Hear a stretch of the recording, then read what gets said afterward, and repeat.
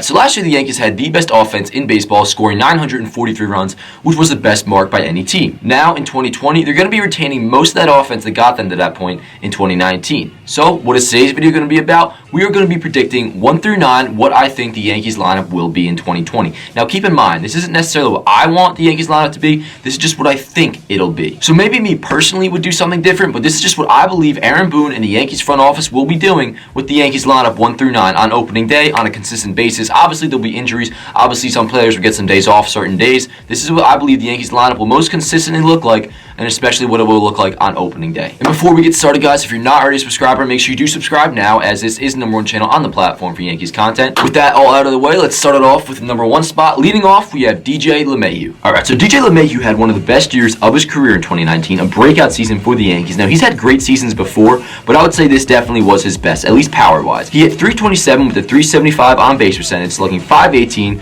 career high 26 home runs, a .136 OPS plus, meaning he was 36% above league average offensively, posting a wins above replacement of 6. So he was worth 6 wins for the Yankees last year, which was the best mark on the team. This is obviously a no-brainer. DJ LeMahieu is going to be leading off in 2020 for the Yankees. In the #2 spot, we have my personal favorite player and future captain of the New York Yankees, Aaron Judge. In 102 games last year, yes, he was injured once again, unfortunately. He hit .272, .381 with a .540 slugging percentage, hitting 27 home runs with a .143 OPS plus. He was 43% above league average offensively, giving him a WAR of 5.4. Hopefully, he can avoid the injured list in 2020. He is my personal pick to win the MVP award in the American League. Aaron Judge, the #2 batter. Batting third will be the 23-year-old now shortstop of the New York Yankees, Gleyber Torres. In 144 games last year, Gleyber Torres hit .278 with a .337 on-base percentage. Hopefully, he can get that up. Slugged .535 with 38 home runs, a .128 OPS plus, giving him a WAR of 3.9. Gleyber Torres, I think, is going to take the next step up as being the guy behind Aaron Judge. I think Gleyber took a big step forward in the 2019 postseason. He hit third for the Yankees at times. He was one of the few hitters to actually produce offensively for the Yankees in the postseason. I think he's going to take even more of a step up in 2020. I see the Yankees having him hit third. Now, batting fourth, cleaning up for the Yankees, is the man you all love to hate, Giancarlo Stanton. Now, obviously, Giancarlo Stanton had a very injury-plagued 2019 season. He played just 18 games, and in those 18 games, he was actually really good. He hit .288 with a .403 on-base percentage, hit 3 homers, a .138 OPS plus. Obviously, though, we're not going to pay too much attention to 2019 because he was hardly on the field. In 2018, a full season with the Yankees, he played 158 games, hit .266 with a .343 on-base percentage, slugged .509, hitting 38 home runs, a .130 OPS plus, so he was 30% above league average offensively. He had a WAR of 4, so he really had a nice first season with the Yankees in 2018, and really what many consider to be a down year for him. So I think in 2020, if he's going to be healthy, maybe even be in the MVP conversation. Keep in mind, guys, Giancarlo Stanton is just 2 years removed from a season where he hit 59 home runs, drove in over 130 runs. He was the NL MVP in 2017. So it would not surprise me at all if he is in the conversation for MVP of the American League heading into 2020. All right, now behind Giancarlo Stanton, we have another very controversial player among the Yankee fans, Gary Sanchez. Gary Sanchez bounced back very nicely after a brutal 2018 season where he hit just .186. In 2019, he hit .232 with a .316 on-base percentage. Hopefully, he can get that up as well. .525 slugging, hit 34 home runs in just 106 games, guys. That really is an impressive number, especially as a catcher. Had a .119 OPS plus, a WAR of 3.1. The power is clearly there. There's no issue in that department. I think the real thing I'm looking for Gary to do is just stay healthy in 2020.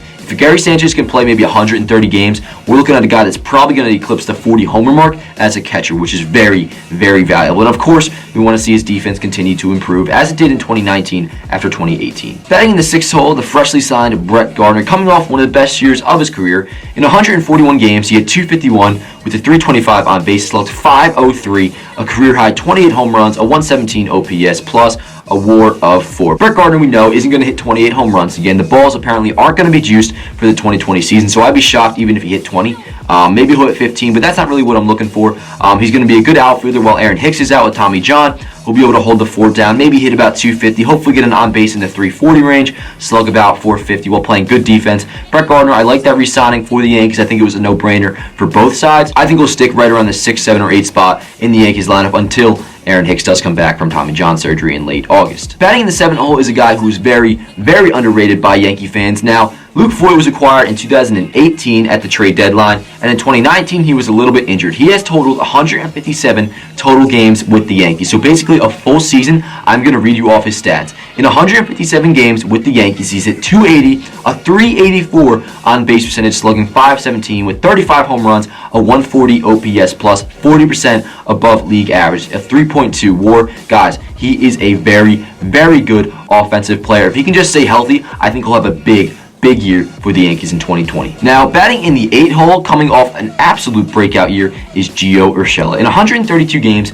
Gio Urshela hit .314 with a .355 on base, slugging a whopping .534 with a career-high 21 home runs, a .133 OPS plus, a 3.4 WAR. Gio Urshela is the Yankees' third baseman. Brian Cashman said it himself. It is his job to lose. Now, in the case where this Gio Urshela was a fluke, waiting in the balance, we still have Miguel Andujar, which brings us to the number 9 hole. I have Miguel Andujar. Assuming he doesn't get traded, I have Miguel Andujar DHing and batting 9th. Now, of course, similar to Giancarlo Stanton, we can't base Miguel Andujar off his 2019 season. He had shoulder surgery. He played just 12 games, and in those 12 games, he was terrible. But calling back to 2018, he hit .297 with a .328 OBP, which is low, slugged .527 with 27 home runs, .130 OPS plus, meaning he was 30% above league average as a rookie, had a 2.2 WAR. Now, the main drawback with Miguel Andujar is his defense. He had negative 23 defensive runs saved in 2018, which is why the only place in this lineup that I want to see him is at DH. Now, like I said, if Gio Urshela is a fluke, yeah, put Miguel Andujar there if you don't have a choice. Hopefully he improves on his defense. But as of right now, with Gio Urshela playing third base and hitting 8th,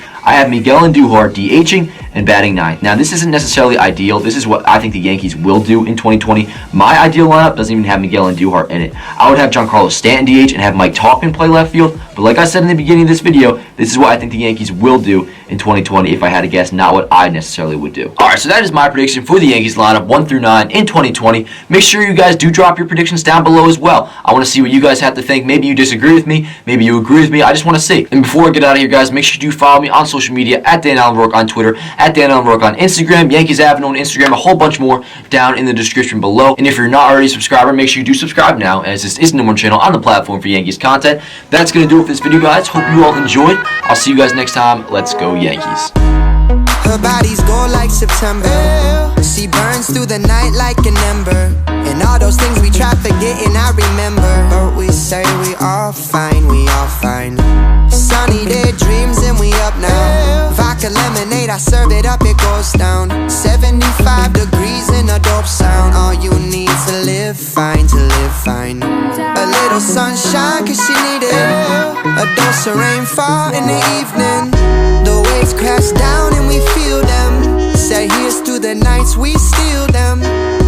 And I'll be running cause I figured out, the more I slow down, the less I get out. And if we fall, let's be strong.